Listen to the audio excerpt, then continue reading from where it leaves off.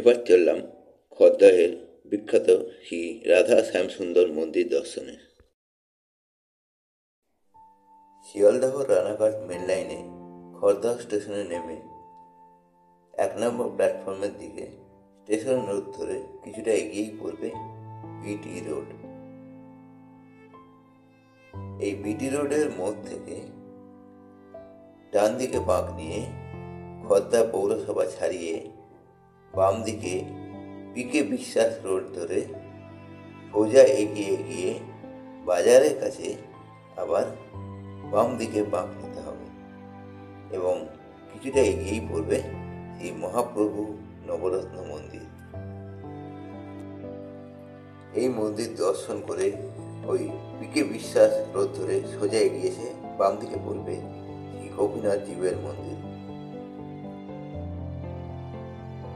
তার অপর দিকেই শ্রী শ্যামসুন্দর জীবের পুরাতন মন্দির তথা কুঞ্জবাটি।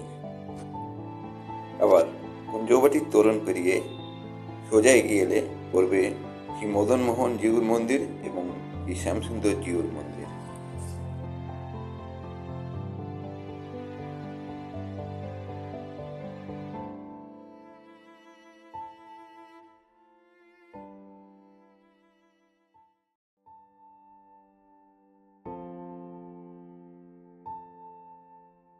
স্টেশনে নেমে ডান দিকে 1 নম্বর প্ল্যাটফর্মের দিকে রেল ক্রসিং গেট পার হয়ে পাওয়া যাবে অটো স্ট্যান্ড। এখান থেকেই 10 টাকার বিনিময়ে পৌঁছে যাওয়া যাবে শ্রী মহাপ্রভু নবরত্ন মন্দিরে।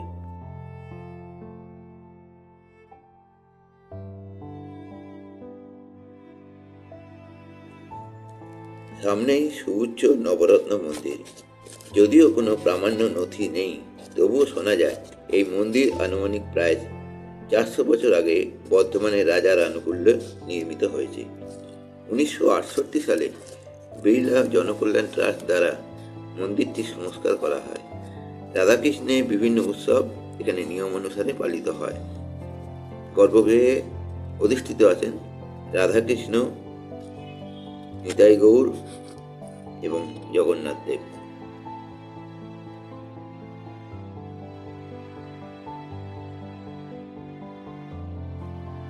এই নবরত্ন মন্দির থেকে আরো কিছুটা এগিয়ে গেলে বাম দিকে পড়বে মেজবাড়ি শ্রী গোপীনাথ জিউর মন্দির।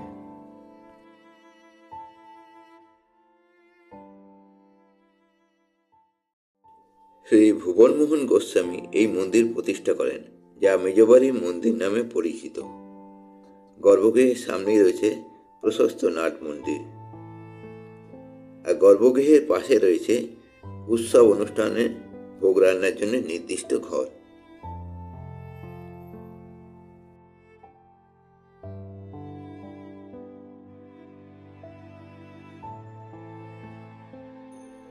আর গর্ভগৃহে রয়েছে অনুপম ভাস্কর্যের অপরূপ নিদর্শন শ্রী গোপীনাথ জিউর কোষ্ঠী পাথরের বিগ্রহ।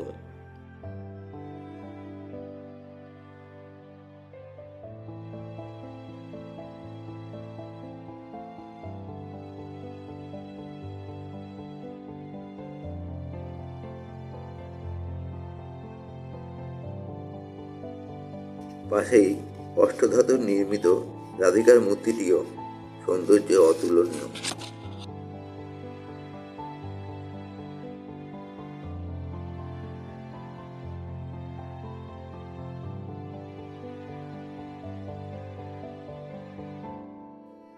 শ্রী গোপীনাথ জিউর মন্দিরের অপর দিকেই রয়েছে কুঞ্জবাটি, যা হল শ্রীপাদ নিত্যানন্দ প্রভুর বাসভবন এবং তার পুত্র শ্রী বীরভদ্র প্রভুর জন্মস্থান। প্রভু নিত্যানন্দের বংশধরেরা গোস্বামী বংশ নামে পরিচিত। জানা যায় ভক্ত পুরন্দর পণ্ডিতের দান করা জমির ওপরে গড়ে ওঠে এই কুঞ্জবাটি। আগে এখানেই ছিল শ্রী শ্যামসুন্দর জিউর আদি মন্দির। বর্তমানে এখানে শ্রী গৌরনিতাই ও বীরভদ্র গোস্বামীর মূর্তি পূজিত হয়।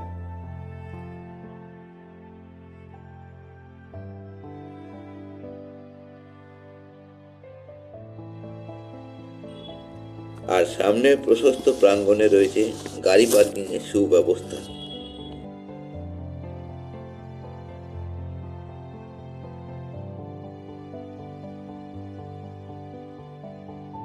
আর কুঞ্জবাটির অপর দিকেই আছে শ্রী শ্যামসুন্দর মন্দিরের প্রবেশ তোরণ।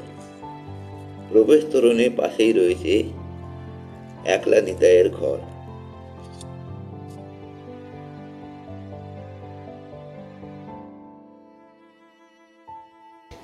টাকাতে বংশের আমরা 14 কুমার আচ্ছা আচ্ছা আচ্ছা সম্পূর্ণ মন্দির সেবাই। আচ্ছা ঠিক আছে। আচ্ছা।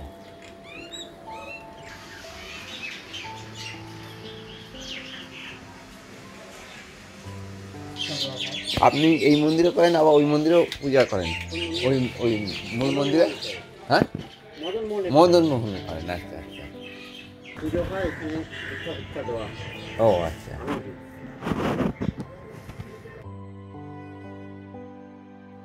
প্রবেশ তোরণের আগেই কিছু পূজা সামগ্রীর দোকান আছে। তোরণ পেরিয়ে ডান দিকে রয়েছে জুতা রাখার জন্য নির্দিষ্ট জায়গা। এরপর একটু এগোলেই বাম হাতে পড়বে শ্রী মদনমোহন ঠাকুর বাড়ি।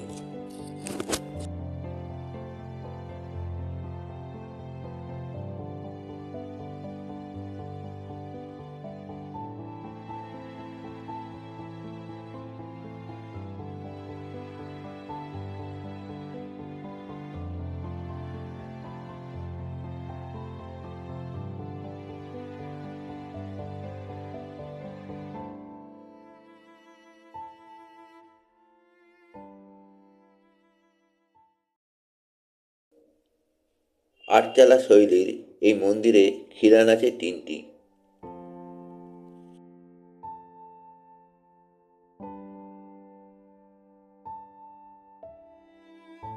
দুই পাশে রয়েছে 2টি তুলসী মঞ্চ।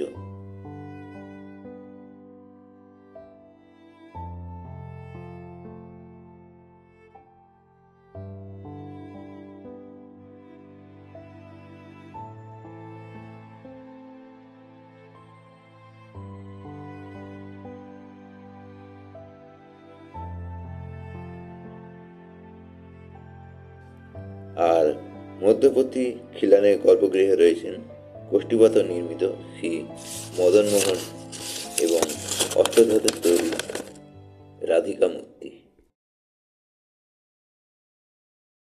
আজ থেকে প্রায় 320-25 বছর আগে প্রতিষ্ঠিত হয়েছিল।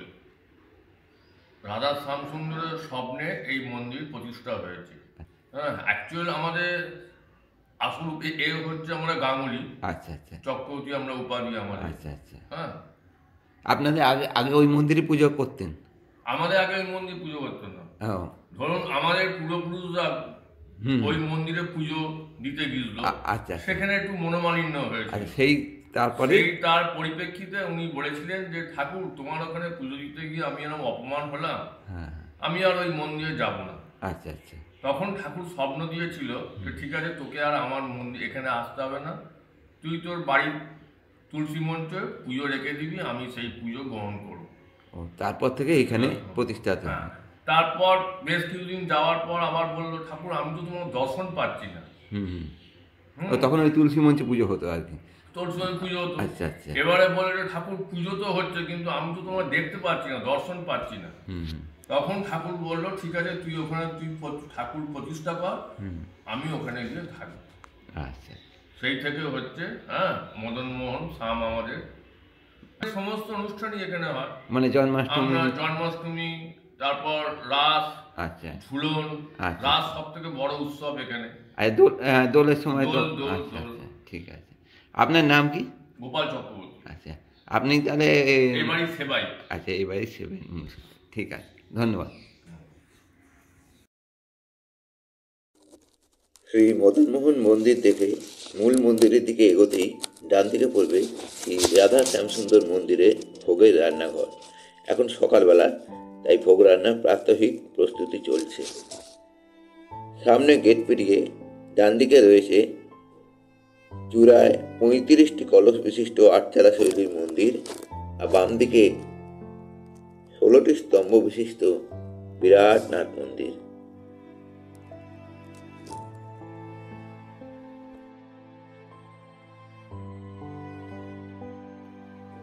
নাট মন্দিরের বাম দিকের প্রান্তে রয়েছে সেবায়িত ও দর্শনার্থীদের জন্য প্রয়োজনীয় শৌচাগারের ব্যবস্থা। এবং তার আগেই রয়েছে মন্দির কমিটির কার্যালয়, যেখান থেকে ভোগ প্রসাদের কুপন 120 টাকার বিনিময়ে সংগ্রহ করা যায়।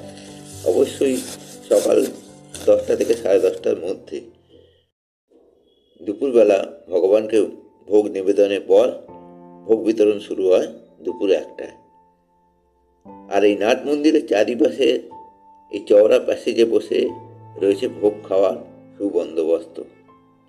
এখানে বিশেষভাবে উল্লেখযোগ্য তা হলো ভোগ প্রসাদে থাকে প্রায় 14 রকম পদের এলাহি আয়োজন। খড়দহে শ্রী শ্যামসুন্দর জিউয়ের মন্দিরের কথা বললেই যার নাম প্রথম মনে আসেন তিনি শ্রী শ্রী নিত্যানন্দ মহাপ্রভুর ঐশ্বরিক পুত্র শ্রী বীরভদ্র গোস্বামী, যিনি এই খড়দহের কুঞ্জবাটিতে জন্মগ্রহণ করেন 1457 খ্রিস্টাব্দে।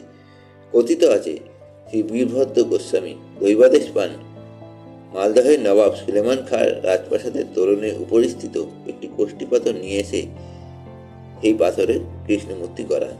সেই উদ্দেশ্যে তিনি নবাবের কাছে নিজের ইচ্ছা প্রকাশ করেন, কিন্তু নবাব তাকে বন্দি করে মদ ও গোমাংস খাইয়ে তার জাত নষ্ট করতে চেয়েছিলেন।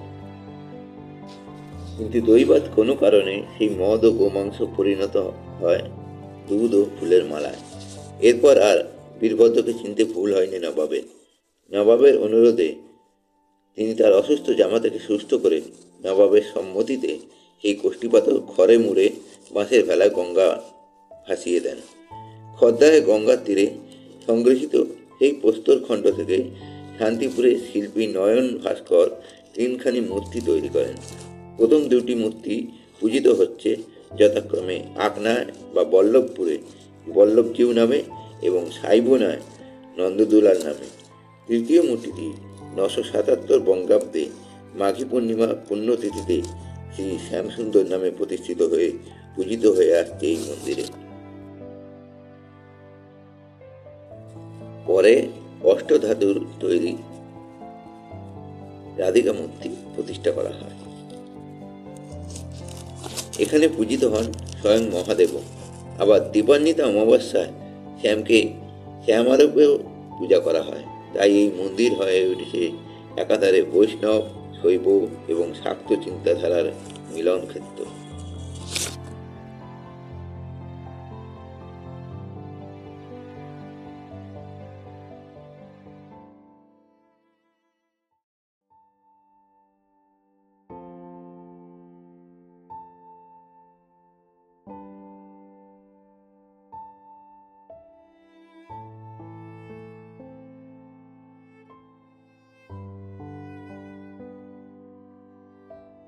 শ্রী শ্যামসুন্দর মন্দির দর্শন করে কুঞ্জবাটির কাছে এসে বাম দিকে বাঁক নিয়ে সোজা এগিয়ে আবার বাম দিকে বাঁক নিয়ে কিছুটা এগিয়ে গেলেই একটা পুকুর দেখতে পাওয়া যাবে। এই পুকুরের পাশ দিয়ে রাস্তা চলে গেছে শ্বেত শুভ্র রাসমঞ্চের দিকে।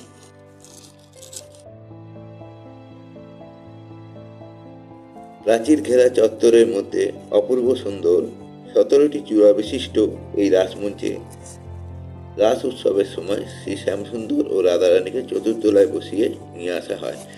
তখন এই রাসমঞ্চ থেকেই পূজা গ্রহণ করেন শ্রী শ্যামসুন্দর জিউ।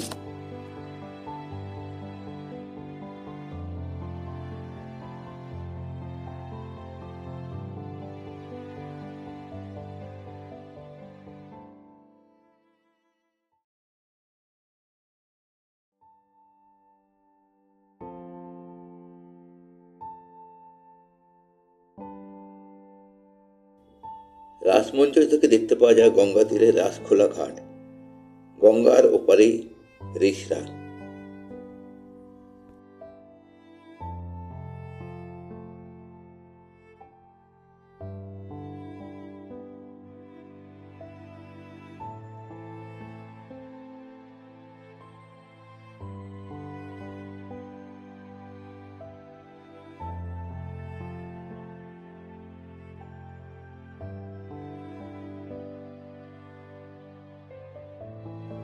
এই রাসখোলা ঘাট থেকে গঙ্গা পার ধরে পথ চলে গেছে ফেরিঘাটে। শ্যামসুন্দর ফেরিঘাট থেকেই রয়েছে গঙ্গা পারাপারের ব্যবস্থা।